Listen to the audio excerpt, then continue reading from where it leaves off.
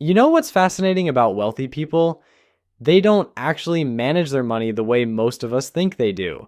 While everyone's out here trying to figure out which cryptocurrency will make them rich overnight or obsessing over the latest stock market trends, the truly wealthy are following a system so simple it sounds almost boring. And honestly, that's probably why it works so well. My name is Nick, and I've spent years studying how people with serious money actually handle their finances. What I discovered will probably surprise you because it's not about having some secret investment strategy or knowing which hedge fund to throw your money at. It's about following a basic formula that anyone can use regardless of whether you're making 30,000 or 300,000 a year. Today I'm going to break down the exact system that separates the financially successful from everyone else. It's called the 15-65-20 rule. And by the end of this video, you'll understand exactly how to implement it in your own life. This isn't theory or wishful thinking. This is the actual framework that can build real wealth over time. And the best part is that it's so straightforward you could start using it before your next paycheck arrives. But here's what makes this even more interesting. Most people think wealth management is complicated because that's what the financial industry wants you to believe. The more complex they make it sound, the more likely you are to pay someone else to handle it for you. The reality is that the fundamentals of building wealth haven't changed in decades, and they're simple enough that you could explain them to a teenager. The wealthy understand something that most people miss entirely. It's not about how much money flows into your bank account each month. It's about what happens to that money once it gets there. You can earn six figures and still be broke if you don't know how to manage what you make. Meanwhile, someone earning half that amount can build substantial wealth by following the right system. So let's dive into the 15-65-20 rule and see exactly how this works. The numbers represent percentages, and each percentage serves a specific purpose in your financial life. Think of it like a recipe for financial success. You wouldn't bake a cake by just throwing random ingredients together and hoping for the best, right? The same principle applies to your money. The first number, 15%, is arguably the most important part of this entire system. This is the portion of every dollar you earn that gets set aside for your future self. Not for bills, not for entertainment, not for that thing you've been wanting to buy. This money has one job, and that job is to work for you while you sleep. Now, I know what you're thinking. 15% sounds like a lot, especially if you're already struggling to make ends meet.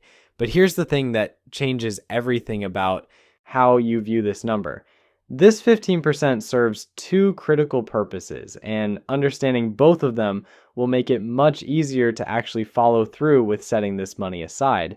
The first purpose is creating what I call your financial safety net. Life has this annoying habit of throwing curveballs when you least expect them. Your car decides to break down right after you've paid all your bills for the month. You get hit with an unexpected medical expense, your employer decides to downsize, and you're suddenly looking for a new job. Without a financial cushion, these situations don't just create inconvenience, they create panic. Suddenly, you're not just dealing with the problem itself, you're also scrambling to figure out how to pay for it. This is where most people end up reaching for credit cards or taking on debt that follows them around for months or even years. But when you have that 15% working for you, these situations become manageable inconveniences rather than financial disasters. You handle the problem, move on with your life, and maybe even sleep better at night knowing you're prepared for whatever comes next. The second purpose of this 15% is where things get really interesting, and it's the part that separates people who stay financially comfortable from people who build actual wealth. This money doesn't just sit in a savings account earning practically nothing, it gets put to work generating more money for you. This is where compound interest becomes your best friend, and honestly, it's one of the most powerful forces in finance. Einstein supposedly called it the eighth wonder of the world, and whether he actually said that or not, the sentiment is absolutely correct. When your money starts earning returns and those returns start earning their own returns, you create this snowball effect that can transform modest contributions into substantial wealth over time. Let me show you exactly how this works with a simple example that will probably change how you think about starting early versus starting later. Imagine two people, Sarah and James, who both want to build wealth but take different approaches to timing. Sarah decides to invest $10,000 when she turns 30. She finds investments that earn 6% annually, which is actually quite conservative compared to historical market performance. She doesn't add another penny to this investment for the next 20 years. When Sarah turns 50, that original $10,000 has grown to over $32,000. James takes a different approach. He waits until he's 40 to start investing, but then he contributes $2,000 every single year for 10 years. He earns the same 6% annual return as Sarah. By the time James turns 50, he's invested $20,000 total, and his account is worth about $28,000. Here's what's fascinating about this comparison. Sarah invested half as much money as James, but ended up with more wealth. The difference came down to giving her money more time to compound and grow. Those extra 10 years of growth made all the difference, even though she never added additional contributions. This example illustrates why the 15% rule is so powerful when you start early. Even small amounts of money can grow into substantial wealth when given enough time to compound. And the beautiful thing about compound interest is that it accelerates over time. The growth you see in year 20 is dramatically larger than the growth you see in year 5. Now, you might be wondering where exactly this 15% should go, and that's a great question because not all investment options are created equal. The wealthy understand that the government actually gives you special accounts designed to help you build wealth more efficiently. These accounts come with tax advantages that can significantly boost your returns over time. If you're working for an employer, there's a good chance they offer some kind of retirement plan with matching contributions. This is literally free money, and it's probably the best return on investment you'll ever find. When your employer matches your contributions, you're getting an instant 100% return before your money even gets invested. The key is making sure you contribute enough to capture the full employer match. If your company matches up to 5% of your salary and you're only contributing 3%, you're leaving free money on the table. That's like finding a $20 bill on the sidewalk and deciding to only pick up $10 of it. Beyond employer plans, there are individual accounts that offer tax advantages for long-term savers. In the United States, these include traditional and Roth IRAs. In the United Kingdom, you have ISAs. These accounts allow your investments to grow without being diminished by taxes along the way, which can add up to tens of thousands of dollars in additional wealth over a lifetime. The strategy the wealthy use is simple. Max out these tax-advantaged accounts first, then move on to regular investment accounts if you still have money to invest. It's like getting a discount on building wealth, and the government gives you these discounts as an incentive to save for your future. When it comes to actually investing this money, the wealthy have another secret that might disappoint anyone looking for excitement. They keep it incredibly boring.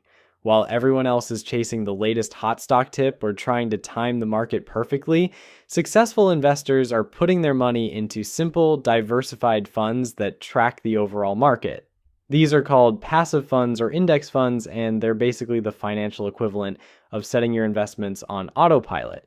Instead of trying to pick individual winning companies, you're buying a tiny piece of hundreds or even thousands of companies all at once. It's like ordering the sampler platter at a restaurant instead of betting everything on one dish that might turn out to be terrible. The beauty of this approach is that you don't need to become a financial expert or spend your weekends researching quarterly earnings reports. You don't need to predict which companies will succeed or fail. You're essentially betting on the overall growth of the economy, which historically has been a pretty safe bet over long periods of time. Plus, these funds come with incredibly low fees, which means more of your money actually gets to work for you instead of disappearing into someone else's pocket. It's amazing how those small fees can eat away at your returns over time. A fund that charges 2% annually might not sound like much, but over 30 years, that difference can cost you tens of thousands of dollars in lost growth. The wealthy understand that consistency beats brilliance almost every time. They'd rather earn steady returns year after year than swing for the fences and risk striking out completely. It's not glamorous, but it works, and that's really all that matters when you're building long-term wealth. Now, let's talk about the 65% portion of this rule, which covers your fundamental living expenses. This is where most people either succeed or fail at managing their money effectively, and it's trickier than you might think because these expenses have a sneaky way of expanding to fill whatever space you give them. You know how this works. You get a raise at work, and suddenly your old apartment feels too small. Your reliable car starts looking outdated compared to what your coworkers are driving. That vacation you used to think was extravagant becomes your new baseline for what you deserve. Before you know it, you're earning more money, but somehow feeling just as financially stressed as before. Economists have a fancy term for this phenomenon. They call it lifestyle inflation, but I prefer to think of it as the financial equivalent of Parkinson's law. Just like work expands to fill the time available, your expenses will expand to consume whatever income you allow them to consume. The 65% cap is your defense against this natural tendency. By setting a firm limit on how much of your income goes toward basic living expenses, you create boundaries that protect your ability to save and invest. It forces you to make conscious choices about your spending, rather than just letting it drift upward whenever you have a little extra money coming in. Now, I'll be honest with you, keeping your fundamental expenses to 65% of your income isn't always easy, especially if you live in an expensive city where rent alone might eat up 40 or 50% of what you make. But here's the thing about constraints. They force you to get creative and find solutions you wouldn't have considered otherwise. Like, maybe that means getting a roommate to split housing costs. Maybe it means choosing a slightly longer commute in exchange for significantly lower rent. Maybe it means buying a reliable used car instead of financing something newer and more expensive. These aren't necessarily fun decisions, but they're the kind of decisions that create space in your budget for wealth building. The key is understanding what actually qualifies as a fundamental expense.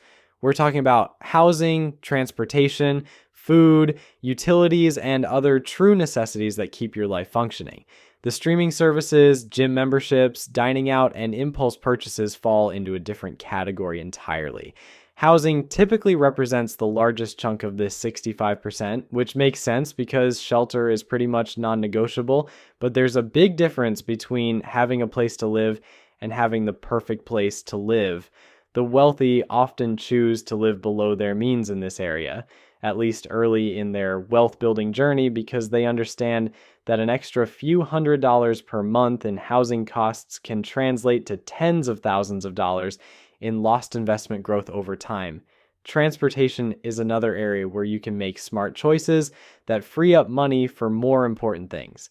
The average car payment in America is now over $700 per month, which is absolutely insane when you think about it. You're paying $700 every month for something that's losing value the moment you drive it off the lot. Meanwhile, a reliable used vehicle might cost you $300 per month, and that $400 difference could be going toward investments that actually grow in value over time. After 10 years, that $400 per month invested at reasonable returns could be worth over $60,000. Suddenly, that shiny new car doesn't look like such a great deal anymore. Food is where things get interesting because this category spans everything from genuine necessities to pure entertainment. You need to eat to survive, but you don't need to spend $15 on avocado toast or order takeout 5 nights per week. The wealthy tend to be strategic about their food spending, cooking at home more often, and treating restaurant meals as occasional treats rather than default options. The goal isn't to live like a monk or deprive yourself of everything enjoyable. It's about being intentional with your spending in these fundamental categories so that you create room for the fun stuff while still building wealth. And that brings us to the final piece of this puzzle. The 20% portion of the 15-65-20 rule might be the most important part of all, even though it's the one that people often feel guilty about. This is your permission slip to enjoy life without sabotaging your financial future. It's money set aside specifically for entertainment, hobbies, spontaneous purchases, and whatever else brings you joy. Now, you might be wondering why wealthy people would deliberately budget money for fun when they could be investing every possible dollar. The answer comes down to psychology and sustainability. People who try to save and invest every spare penny often end up burning out and abandoning their financial plans entirely. It's like trying to stick to an impossibly strict diet. Eventually, you're going to crack and binge on everything you've been denying yourself. The 20% rule prevents this financial binge and purge cycle by giving you permission to spend money on things you enjoy, guilt-free.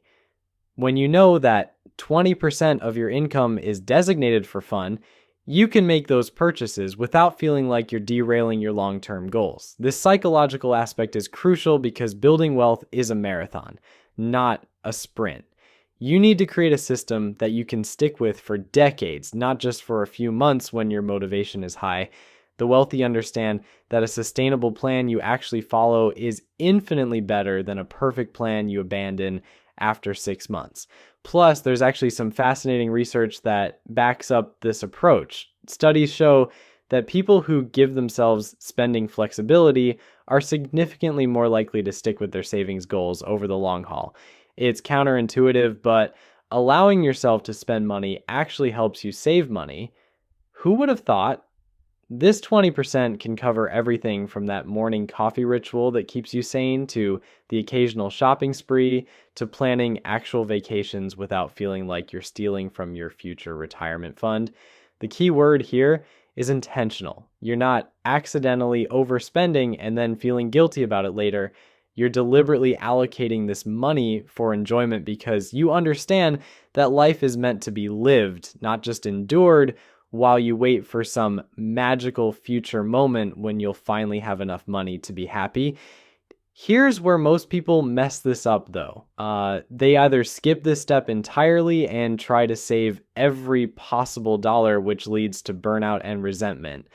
Or they flip to the other extreme and treat every purchase as falling under the 20% umbrella, which obviously defeats the entire purpose of having categories in the first place. The wealthy are disciplined about this boundary. You know, when the 20% is gone for the month, it's gone. They don't borrow from next month's fun money, and they definitely don't start dipping into the 15% that's supposed to be working for their future. This is where that boring consistency I mentioned earlier really pays off. Now, let's talk about something that nobody wants to discuss, but everybody needs to hear. The 15-65-20 rule sounds simple in theory, but implementing it in real life can feel impossible when you're already stretched thin financially. If you're currently spending 90% of your income just to survive, then hearing about this system might feel more frustrating than helpful. But here's the thing about financial transformation that most people don't understand. It doesn't happen overnight, and it doesn't require you to completely overhaul your entire life in one dramatic move. The wealthy didn't get where they are by making perfect decisions from day one. They got there by making slightly better decisions consistently over time. If you can't do 15% right now, start with 5%. If 65% for essentials seems impossible, aim for 75% and work your way down. The specific numbers matter less than developing the habit of living within intentional boundaries. Once you prove to yourself that you can stick to whatever percentages you choose, you can gradually adjust them to match the full system. The beautiful thing about this approach is that it grows with your income. When you get that raise or promotion, the dollar amounts in each category increase, but the percentages stay the same.